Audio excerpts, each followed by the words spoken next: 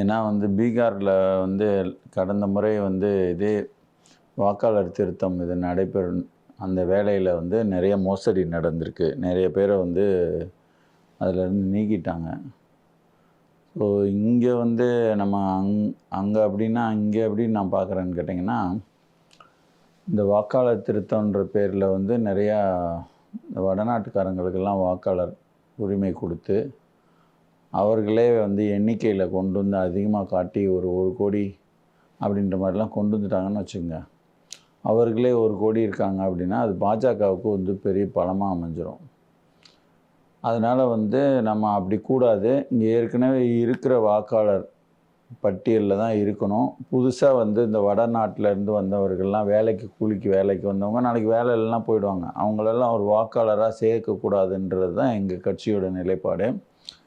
2வது வந்து இந்த இவர் வந்து ஸ்டாலின் எதிர்க்கிறத வந்து நான் வந்து ஏற்றுக்கொள்ள மாட்டேன்.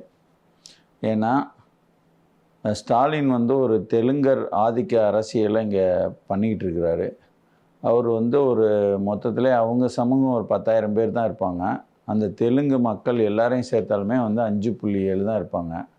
அப்போது இன்னொரு 1,00,00,000 பேர் வந்து வெளியிலேருந்து வந்து அவங்க ஒரு அரசியலை நாளைக்கு கொண்டு போகிறாங்க அப்படின்னா, இந்த பக்கம் திராவிட அரசியல்ன்ற பேரில் நம்ம இதை நடத்தலாம்.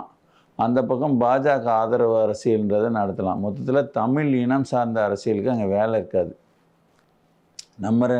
அப்போது அவருங்க வந்து இவங்க உள்ளே வர்றது தான் இவர்கள் வாழ்வதற்கு தோதாக இருக்கும்.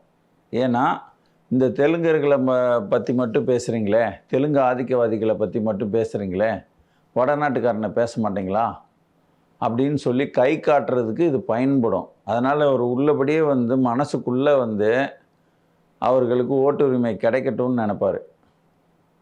இந்த வாக்குரிமை அந்த வாக்காளர் சீர்திருத்தம் பண்ணுறத வந்து மனதளவில் வந்து வரவேற்பார். வெளியில் வந்து வேஷம் போடுறாரு.